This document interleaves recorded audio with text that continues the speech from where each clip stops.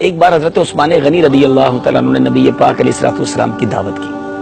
کہا حضور میرے گھر تشریف لائیں۔ پیارے آقا علیہ السلام نے دعوت قبول فرما لی، مگر حضرت عثمان غنی رضی اللہ تعالیٰ عنہ نے ایک بڑا انوکھا کام کیا کہ نبی پاک علیہ السلام کے پیچھے چلنے لگے اور آقا علیہ السلام کے قدم گننے لگے، 1 2 3 4۔ اب نبی پاک علیہ السلام نے کچھ اس طرح ارشاد فرمایا، عثمان یہ کیا کر رہے ہو، میرے قدم کیوں گن رہے ہو؟ فرمایا حضور میری خواہش یہ ہے، میری تمنا یہ ہے کہ آپ کی تعظیم میں، آپ کی تکریم میں آپ میرے گھر آ رہے ہیں، جتنے قدم آپ میرے گھر کی طرف اٹھائیں میں چاہتا ہوں اتنے غلام اللہ کی رضا کے لیے آزاد کر دوں۔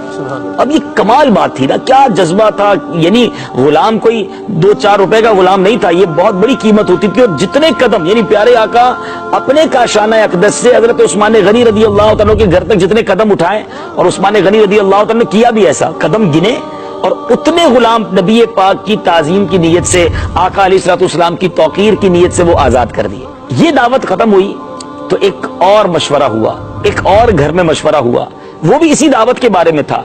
مگر وہ غیبت و بھرا نہیں تھا، وہ کمال مشورہ تھا۔ وہ مشورہ کس کے درمیان ہوا؟ واقعی مدنی مشورہ تھا، مولا علی کرم اللہ تعالی وجہ الکریم اور خاتون جنت بی بی فاطمہ رضی اللہ تعالیٰ عنہ کے درمیان۔ حضرت علی کچھ غمزدہ تھے تو خاتون جنت نے کچھ اس طرح ارشاد فرمایا کہ اے میرے سر کے تاج آپ کیوں غمزدہ ہیں؟ تو فرمایا کہ آج میرے بھائی عثمان نے ہمارے آقا علیہ السلام کی دعوت کی ہے، مگر ہر قدم پر انہوں نے غلام آزاد کیا، اس شان سے دعوت کی ہے، مگر ہمارے پاس تو اتنا مال نہیں ہے، اتنے اسباب نہیں ہے کہ ہم نبی پاک علیہ السلام کی ایسی دعوت کر سکیں۔ اچھا، خاتون جنت بھی کمال ماشاءاللہ برکتوں والی خاتون جنت ہیں، ارشاد فرماتے ہیں کہ آپ غمزدہ نہ ہوں، آقا علیہ السلام کے پاس جائیں اور ویسی ہی دعوت کی جو ہے وہ عرض کر دیں۔ اچھا، حضرت مولا علی کرم اللہ تعالی وجہ الکریم جانتے تھے کہ گھر میں کھانے کو پورا نہیں ہوتا تو غلام کہاں سے اتنے سارے آزاد کریں گے، مگر چونکہ نبی پاک کی شہزادی نے فرمایا تھا تو مولا علی کرم اللہ تعالی وجہ الکریم نے پیارے آقا سے جا کر عرض کر دی کہ حضور میرے گھر بھی دعوت کو تشریف لائیں۔ پیارے آقا علیہ السلام نے دعوت بھی قبول کی اور صحابہ کرام کی کثیر جماعت کو کہا چلو علی کے گھر دعوت ہے۔ اللہ اللہ اللہ۔ اچھا، اب مولا علی کے گھر میں بہت سارے صحابہ آ گئے۔ اچھا، حقیقت یہ تھی کہ غلام آزاد کرنا تو دور کی بات ہے، اس دن کھانے کو بھی گھر میں کچھ نہیں تھا۔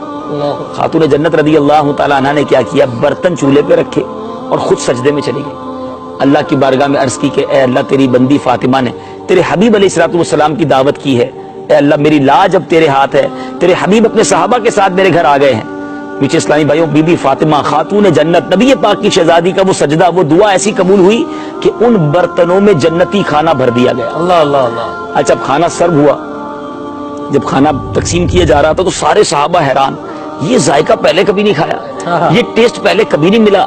تو نبی پاک علیہ السلام تو غیب بتانے والے آقا، جب دیکھا کہ صحابہ سارے تعجب میں ہیں تو پیارے آقا علیہ السلام نے کچھ اس طرح ارشاد فرمایا کہ تمہیں پتہ ہی کھانا کہاں سے آیا ہے، لذت جو کھا رہے ہو کہاں سے آیا؟